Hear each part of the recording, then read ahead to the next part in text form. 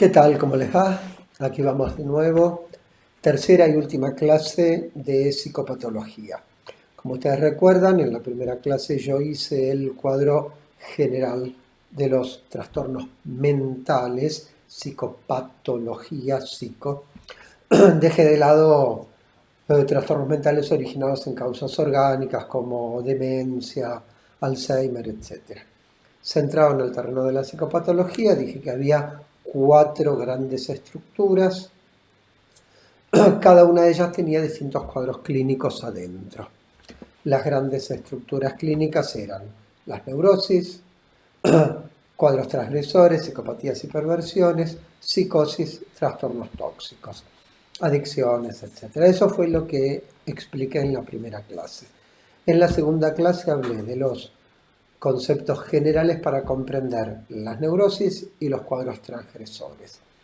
De las neurosis, histeria, fobias, neurosis obsesivas, lo que dije fue que expresaban un conflicto mal resuelto entre el yo, puesto del lado de su conciencia moral, en contra de un deseo. Ese deseo quedaba reprimido y después volvía de distintas maneras. En el caso de las neurosis, particularmente, vuelven como síntoma. Evitación fóbica, ritual obsesivo, conversión histérica, etc. Por otro lado, en las estructuras transgresoras, yo dije que el conflicto principal era entre el yo colocado del lado de un deseo en contra de la conciencia moral. Por eso transgresores transgreden leyes que el resto cumple. 2 grandes tipos de leyes que son las leyes que regulan los intercambios sexuales y las leyes que regulan otro tipo de intercambios sociales, por ejemplo, el trabajo, etc. Entonces tenemos perversiones, psicopatías. Un perverso no es un psicópata no es un perverso, aun cuando por supuesto puede haber perversos con manejos psicopáticos o puede haber psicópatas con componentes perversos, ¿sí? Puede haber combinatorias, pero no son lo mismo.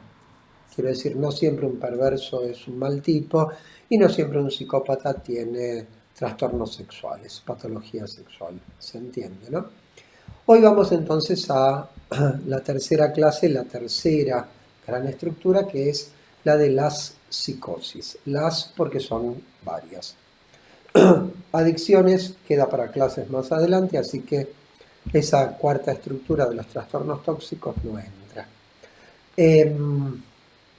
Las psicosis. No hay una psicosis. En principio, psicosis es locura. Lo que uno comúnmente entiende por locura, eso es una psicosis. O sea, la gente que está fuera de sí.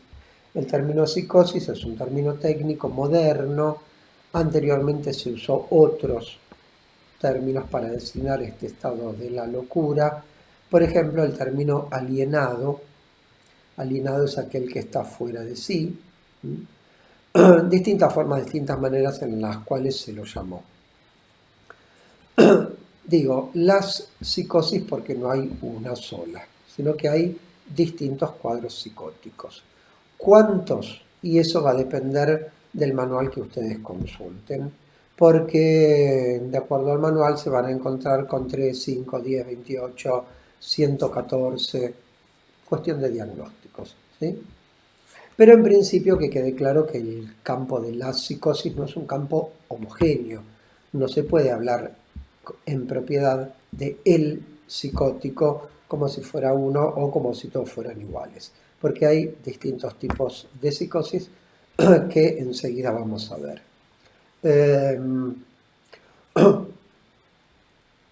La psicosis, la locura, ¿es un producto de los tiempos modernos, de la actualidad? No, para nada. Es vieja como el mundo. Y se conoce a la psicosis, al trastorno mental grave y profundo, porque psicosis significa que es un trastorno de la personalidad grave, es grave la psicosis, profundo porque llega a los fundamentos de la estructuración psíquica y masivo. Con lo cual quiero decir que abarca la mayor parte de la personalidad del sujeto. Ahora, este trastorno mental grave, profundo, masivo, es conocido desde tiempos inmemoriales. Quiero decir, siempre hubo locos. Después podemos discutir si hoy hay más locura que antes o no, pero locura hubo siempre, aún entre los primitivos. Lo que varió y mucho fue la consideración social, el trato social hacia el loco. Y a lo largo de la historia hubo distintas etapas, hubo distintos momentos con distintos tratamientos que determinaron, si no el destino de la psicosis, sí por lo menos el destino del psicótico, o sea, qué le pasaba a ese loco. Si nos vamos bien atrás a los pueblos primitivos, digamos esos que vivían de la caza y de la pesca, aún a los pueblos que tenían agricultura, que son más evolucionados, y ahí nos vamos a encontrar con que el loco tenía una función social importante, porque la humanidad siempre pensó desde el principio, desde que empezamos a ser personas, que desde que dejamos de ser simios, siempre se pensó que había dos mundos distintos. Este mundo, el mundo concreto, natural, donde vivimos, y un otro mundo que era el mundo de los espíritus, ¿sí? El mundo de los dioses. ¿Sí? Y entonces siempre nuestros antepasados estuvieron muy interesados en saber qué era lo que pensaban y qué querían los dioses. Porque ellos, con todos sus desvalimientos, no tenían ciencia, su conocimiento era extremadamente limitado, estaban muy desamparados frente a una naturaleza a la cual ellos consideraban que era manejada por espíritus primero y por dioses después. El espíritu de la tierra, el dios de la lluvia, etc. Entonces, el loco era alguien que estaba con un pie acá y un pie allá. ¿Se entiende? Porque siempre nos dimos cuenta que el loco no está totalmente en este mundo nuestro, consensual, compartido, sino que está en otro mundo. Ese otro mundo, ¿cuál era? El mundo de los dioses, de los espíritus. Entonces el loco era alguien muy importante porque funcionaba como nexo, como aquel que iba y venía porque tenía un pie allá y un pie acá. ¿Se entiende esto? Entonces le daban una función social importante. ¿Cuál? El brujo, el chamán, el sacerdote primitivo. Y entre los griegos, que ya eran pueblos muy civilizados por supuesto, la función del oráculo. O sea, aquel a quien se iba a consultar porque era aquel que, como estaba en contacto con los dioses, sabía lo que iba a pasar. ¿Se entiende esto? Se lo consideraba extraño, distinto, alienado, pero se le daba un papel importante.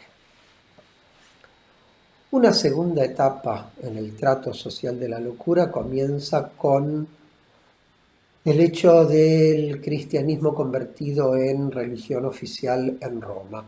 Esta fue en el año 300 y pico de la mano de Constantino, el emperador Constantino, que fue el que convirtió a la religión católica en la religión oficial del Imperio Romano. La religión católica es monoteísta, por supuesto hay un solo Dios, pero tiene también un demonio, Satán.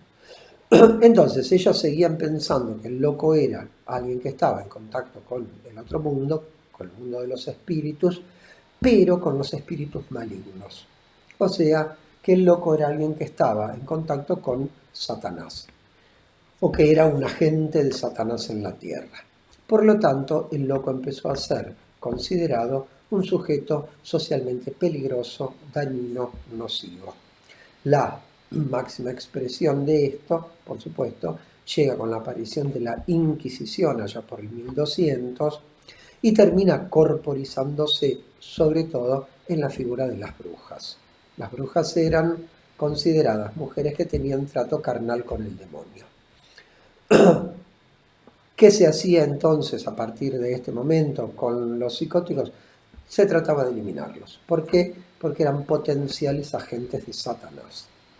Hay que esperar más de 1000 años, 1000 y pico de años, hasta el 1700 más o menos, para que llegue la tercera etapa, que es la que considera a la psicosis, a la locura, ya no un fenómeno de posesión por los demonios, sino un fenómeno natural con una causa orgánica. Ahí aparece el naturalismo, 1700 más o menos, naturalismo que tiene como corriente de pensamiento que tiene una expresión en el organicismo, o sea, la locura como problema del cuerpo.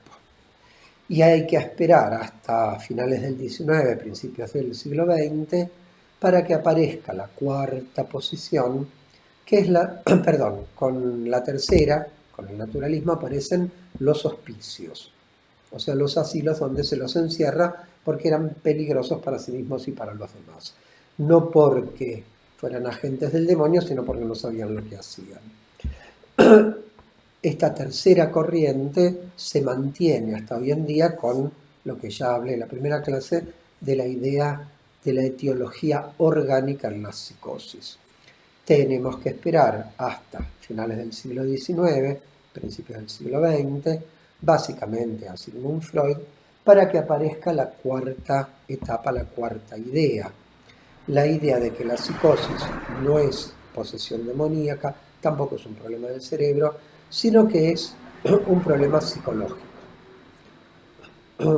en donde Freud rescata la idea de los demonios, pero no los demonios del más allá, sino los demonios internos, o sea, alguien que está poseído por sus propios demonios, sacándole al término demonio toda la connotación mística o religiosa que puede tener, ¿sí? Y entonces ahí aparece, insisto, esta cuarta posición en donde se comprende que el psicótico es alguien que sufre mucho, que tiene alteraciones profundas, pero que su locura, su delirio, tiene sentido, quiere decir algo. ¿Cómo quieren decir algo los sueños, los chistes, los actos fallidos, los síntomas de cualquier tipo? Los síntomas de la psicosis tienen un sentido. Más complejo, más retorcido que en los neuróticos, pero de todos modos tienen un sentido. Esta idea freudiana se corresponde con la idea de autores de otras corrientes de pensamiento no psicoanalistas, como por ejemplo Václavic, la teoría de la comunicación humana, que opinaba que la locura era producto de un sistema comunicacional altamente perturbado. Pichon Rivière pensaba eso, y toda la corriente de la antipsiquiatría, que también pensaban, siguen pensando que la locura no es un problema orgánico, lo cual no quiere decir que algún psicótico no tenga a la vez problemas cerebrales. Pero básicamente la psicosis se la entiende como algo psíquico, psicosocial, ¿sí? Entonces estas dos ideas, estas dos corrientes están en pugna entre la etiología organicista y la etiología psicosocial. No solamente a nivel teórico, sino también a nivel práctico, en la atención de los pacientes psicóticos, en la organización de las instituciones, del viejo hospital psiquiátrico a la comunidad terapéutica actual, no porque el viejo psiquiátrico no exista, sigue existiendo, sino como modelos diferentes de pensar y de operar sobre ese fenómeno humano tan complejo, tan doloroso, por supuesto, que es la psicosis. ¿Se entiende esto? Tenemos cuatro grandes visiones con respecto a lo que es la psicosis. Contacto con el otro mundo, posesión demoníaca, problema orgánico, cuestión psicosocial. Esas son las cuatro grandes etapas del pensamiento acerca de la psicosis. Entonces, psicosis, locura. Lo pregunté hace un ratito, lo retomo. ¿Una sola locura? No, claramente no. La psicosis es compleja, es heterogénea, tiene distintas manifestaciones, ¿sí? De acuerdo al libro de psiquiatría que ustedes consulten, van a tener distintas clasificaciones de la psicosis. Yo me voy a mantener dentro de una definición bastante clásica que dice que hay tres grandes psicosis. Cada una de estas psicosis, a su vez, va a tener distintos cuadros adentro suyo. Y esas tres grandes psicosis son la esquizofrenia, la paranoia y la psicosis maníaco-depresiva. Esquizofrenia, paranoia, psicosis maníaco-depresiva. Y dentro de las esquizofrenias hay distintas paranoias, distintas variedades dentro de la locura maníaco-depresiva. Ahora, para poder agrupar toda esa diversidad dentro de una sola estructura, psicosis, tenemos que encontrar elementos en común, ¿se entiende? Esto es como los mamíferos. Las ratas, nosotros, los caballos, todos somos mamíferos. Hay diferencias entre nosotros, claro, por supuesto, pero hay algo que nos agrupa, ¿sí? Animales vivos, seres superiores, sistema nervioso central, y para ser mamífero la cuestión, por supuesto, de las mamas, de que la cría se amamanta de su madre. Eso quiere decir mamífero. ¿Cuáles son entonces los elementos que nos permiten agrupar a las distintas psicosis? Entonces, vamos a decir que para poder hablar de psicosis en serio, en un diagnóstico, se tienen que estar presentes 4 elementos clínicos. Si alguien tiene esos 4 elementos clínicos, podemos decir que es un psicótico. Después veremos si es un esquizofrénico, un paranoico o un maníaco depresivo. ¿Se entiende? Estos 4 elementos clínicos generales de la psicosis son, en primer lugar, la presencia de alucinaciones. En segundo lugar, la presencia de delirios. En tercer lugar, el sentimiento de certeza o convicción, la certeza. Y en cuarto lugar, la alteración o trastorno del juicio de realidad. Estos son los 4 elementos clínicos que van a estar presentes en todas las psicosis y que si están presentes a mí me autoriza a pensar en un cuadro psicótico, aunque no tenga el diagnóstico de antes. Alucinaciones, delirios, certeza o convicción y alteración grave del juicio de realidad. Por supuesto, estos 4 elementos se van a distribuir de manera diferente, con distinta intensidad, en las esquizofrenias o en las paranoias o en las psicosis maníaco-depresivas, y además se van a distribuir de distinta manera dentro de los esquizofrénicos o los paranoicos o los melancólicos. ¿Se entiende esto, no? Pero estos elementos van a estar presentes. No es que si están los 4 es un 25% de cada quien en todo. No, ya vamos a ver que no, pero de todos modos están presentes. Empecemos por las alucinaciones. Una alucinación es una percepción sin objeto. O sea, las percepciones tienen que ver con los órganos de los sentidos, vista, oído, olfato, gusto, tacto.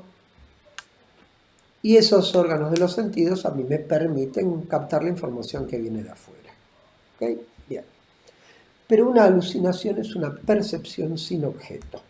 O sea, yo percibo, veo, escucho, huelo, toco algo que ahí afuera no está. Por lo tanto, no es que yo percibo lo que está, sino que yo genero internamente la idea de que algo está ahí afuera. Los que ven cosas, los que escuchan voces, ¿entiendes? Vos estás parado al lado, te dicen, me están hablando, y vos le decís, no hay nadie que te hable. Pero ellos los escuchan. Son voces que ellos tienen en su cabeza, pero que las ponen afuera y sienten que vienen de afuera. ¿Se entiende? Ahora, hay distintas maneras de que se produzca una alucinación. 3 maneras básicas de que un sujeto alucine. La primera es, por supuesto, si está intoxicado. Si uno consume sustancias alucinógenas, peyote, LSD, lo que sea, cualquiera de nosotros va a alucinar. Esas alucinaciones se pasan cuando se termina el consumo, ¿se entiende? El segundo motivo para alucinar es algún problema de índole cerebral, las demencias seniles, por ejemplo, los Alzheimer. Ellos alucinan, ven cosas, escuchan cosas que no están. Es un problema cerebral, se pasa con una medicación y no lo tienen más. El tercer motivo de presencia de alucinaciones es efectivamente un cuadro psicótico, donde el sujeto no ingirió nada y no tiene un cerebro que le ande mal, pero alucina. ¿Se entiende esto? Alucinación es percepción sin objeto, tiene que ver con el campo perceptual. Los esquizofrénicos alucinan mucho. Los paranoicos pueden tener alucinaciones auditivas, escuchan voces, pero muy difícilmente vean algo. Y en los maníaco-depresivos, en los melancólicos, la presencia de alucinaciones es más rara, bastante más rara. Entonces, primer elemento común, aunque se distribuye distinto entre las psicosis, las alucinaciones. En segundo lugar, los delirios. El delirio es ideativo, tiene que ver con las ideas. Y pueden ser simples ideas delirantes, la idea de que los observan, o pueden ser delirios altamente construidos, sistemáticos, con mucho desarrollo, con muchas cosas en el medio, ¿se entiende? Algunos de estos delirios muy sistemáticos hasta parecen muy lógicos. El delirio entonces es ideativo. ¿Qué es un delirio? Es una idea bizarra, extraña, loca, que el sujeto toma como la verdad, o grandes construcciones imaginarias que el sujeto toma como verdaderas. ¿Sí? El delirio entonces es pensar locuras, es pensar cosas bizarras, pero no como la creatividad de alguien que imagina, sino como alteración del pensamiento. Ahora, el tema de la el tema del delirio también se distribuye distinto. Los esquizofrénicos tienen delirios no muy floridos. El paranoico puede tener delirios altamente sistematizados que siempre van a girar alrededor de la persecución. Y el melancólico tiene delirios de culpa, donde se siente culpable de cualquier cosa. Del tsunami, de la caída de un avión, de lo que sea. ¿Sí? Tercer punto que les decía, la certeza o convicción. No es que el psicótico tiene alucinaciones y delirios solamente, además las cree. Tiene una convicción profunda en la verdad de su alucinación, en la verdad de su delirio. ¿Se entiende esto? Está totalmente convencido de que su idea disparatada es real. Por ejemplo, está convencido de que hay gente que le habla desde adentro de su cabeza. O está totalmente convencido de que hay alguien ahí afuera que va relatando todo lo que hace. O que los insulta y los desprecia. O están totalmente convencidos que esas voces que escuchan vienen de afuera. O que eso que están viendo es real, se les apareció la Virgen, Satanás o quien sea. ¿Se comprende esto? No es solamente que tienen la alucinación o el delirio, sino que además que tienen la certeza, la convicción, alucinatorio delirante, de que eso es cierto, de que eso es real. Es muy difícil, por supuesto, casi imposible hablar con alguien que está delirando. No tenés por dónde entrarle. Ojo, el pensamiento de los seres humanos no siempre es abierto. Hay mucha gente que se encierra y se emperra en sus convicciones y de ahí no los movés. ¿Eso es un delirio? No. Pero cuanto más convencido está alguien de sus ideas, cuanto más fanático es de sus ideas, más se va acercando al tema de tener ya directamente un delirio. ¿Sí? Les recomendé que vieran, creo que fue a ustedes, perdón, pero estoy dando clases para distinta gente, así que no me acuerdo. Creo que les recomendé Poco Ortodoxa, una serie de Netflix muy buena, que muestra a la comunidad judía ortodoxa en Nueva York. Lo de ellos es religión, pero hay cosas que son medio delirantes. ¿Sí? Que vos decís, pero esto es una simple idea, cultura, religión muy acendrada, o ya dio un paso más, cruzó la línea. Ojo que la línea entre normalidad y enfermedad nunca es del todo clara, y que la línea entre no psicosis y psicosis tampoco es el muro de Berlín, ¿eh? Hay gente que va y viene de un lado al otro claramente. El cuarto elemento común a toda la psicosis es la alteración o trastorno del juicio de realidad. El juicio de realidad es aquel que me permite a mí decidir. Un juicio es una operación mental, es del yo, que me permite a mí decidir si lo que yo estoy viendo es real o me lo estoy imaginando. Ejemplo actual. Yo estoy realmente dando esta clase para alumnos y acompañantes terapéuticos de la escuela itinerante de psicología social, o estoy en un delirio, me creo que sé que estoy hablando de esto y resulta que este video que grabo no tiene ningún destinatario. Lo mismo, cuando ustedes vean este video, ustedes van a estar viendo este video que yo grabé, o ustedes se van a creer, van a tener el delirio de que están escuchando una clase de psicopatología. ¿Se entiende? ¿Qué es lo que me permite distinguir pensamiento de realidad, en lo concreto de lo que yo me imagino? El juicio de realidad, que es el yo. Si el juicio de realidad funciona, entonces yo estoy conectado. Si el juicio de realidad lo tengo alterado o muy trastornado, voy a estar en un cuadro psicótico o, qué sé yo, intoxicado o con un problema cerebral. ¿Se comprende esto? La alteración o trastorno del juicio de realidad es lo que explica tanto las alucinaciones como los delirios, como la convicción o certeza. ¿Se entiende? La alteración del juicio de realidad es lo que fundamenta la patología. Hay, por supuesto, mecanismos después para que aparezcan los síntomas, pero esto es básico. El juicio de realidad en nosotros es algo que se construye muy, muy, muy tempranamente en nuestra vida. Muy tempranamente. ¿Sí? De chiquitos, quiero decir. ¿Sí? Ya ahí hay juicio de realidad. Bien, entonces tenemos acá los 4 elementos básicos de todos los cuadros psicóticos: alucinaciones, delirios, certeza y alteración del juicio de realidad. Bien, ahora, con una distribución desigual, ya les dije, en los distintos cuadros psicóticos.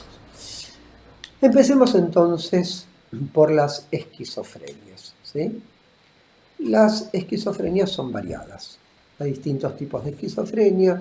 Se suele usar una clasificación, que la voy a usar yo ahora, también bastante clásica, que dice que hay 4 tipos distintos de esquizofrenias, a las cuales se las llama esquizofrenia simple, paranoide, hebefrénica y catatónica o catatonía.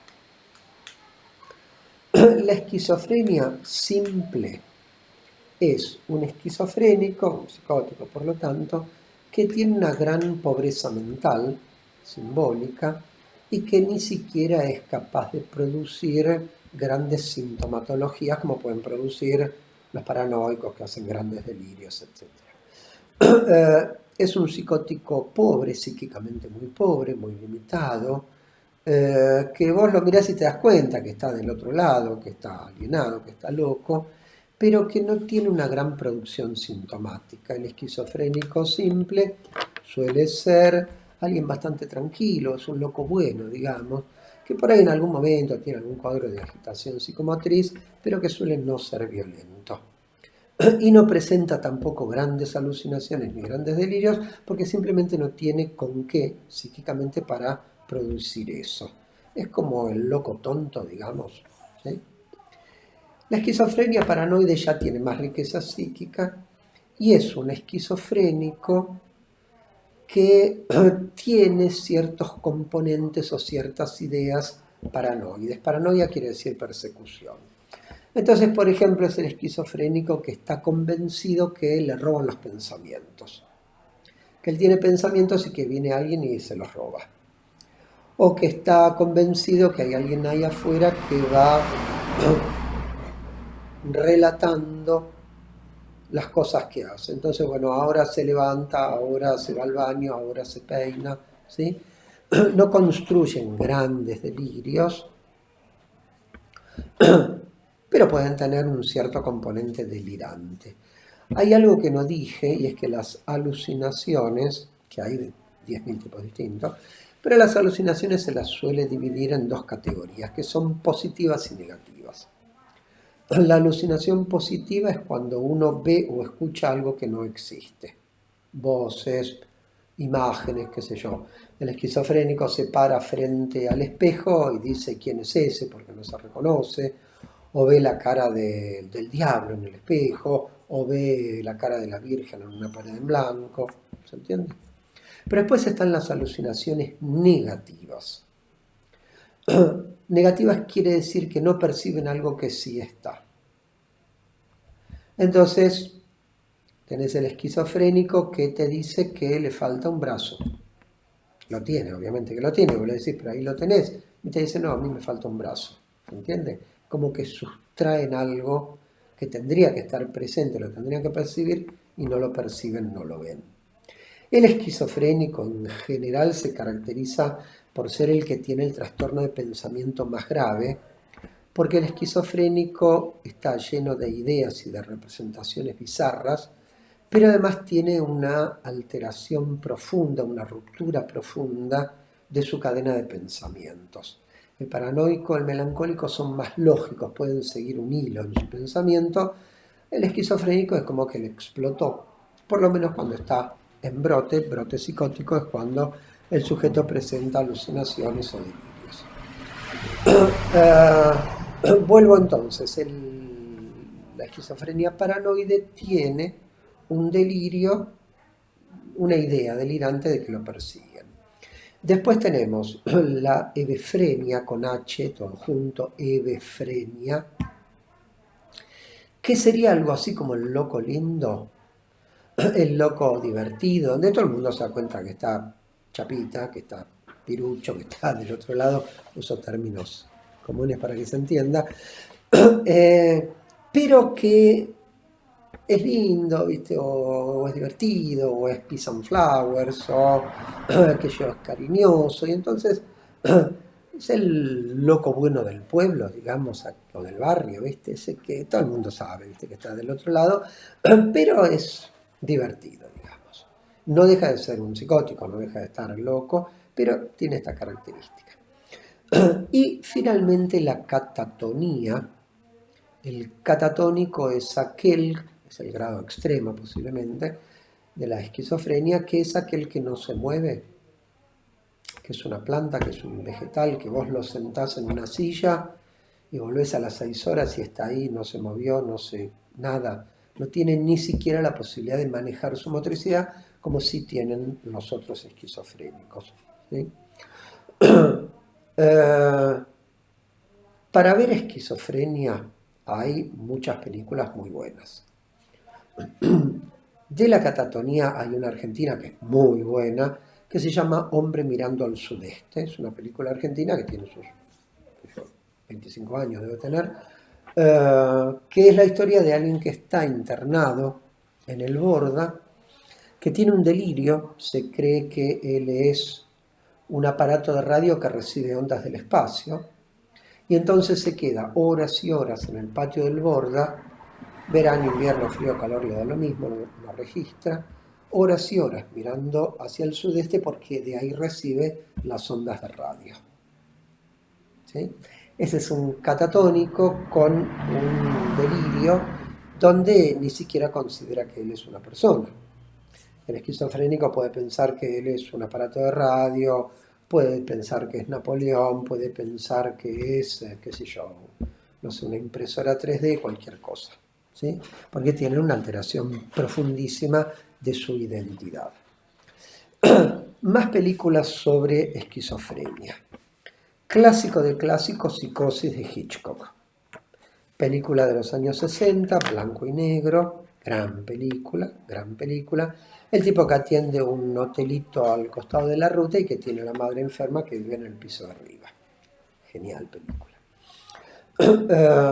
Otra gran película de los años 60, también blanco y negro, de Ingmar Bergman, con B larga Bergman, que se llama Detrás de un vidrio oscuro, que es la descripción de lo que sería el brote esquizofrénico de una chica que sale de una internación psiquiátrica, va a la casa, vivía en una isla allá en Suecia con el marido y vienen a visitarla el padre y el hermano menor. Y vos ves a lo largo de los 80 minutos de la película cómo ella va descompensándose y entrando de nuevo en un brote con delirios y alucinaciones de una araña gigante que la viene a matar y qué sé yo cuánto. Peliculón, peliculón maravilla. Películas más nuevas sobre esquizofrenia.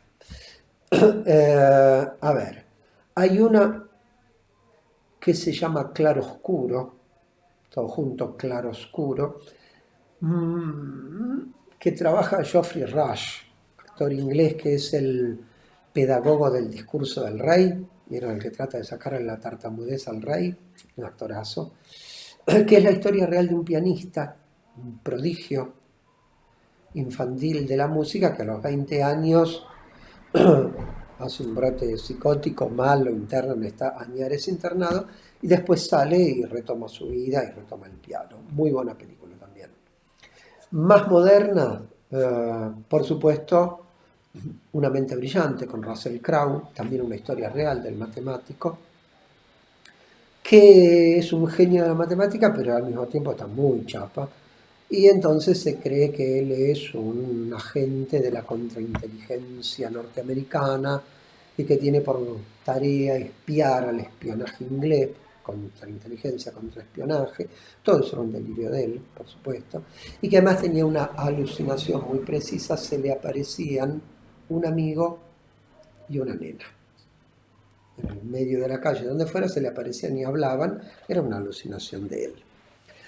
Y la última que les voy a dar sobre esquizofrenia, la más cercana, digamos, es, por supuesto, El Cisne Negro, la de Natalie Portman. Ella es una esquizofrénica, claramente. Una psicótica con alucinaciones, etcétera, etcétera.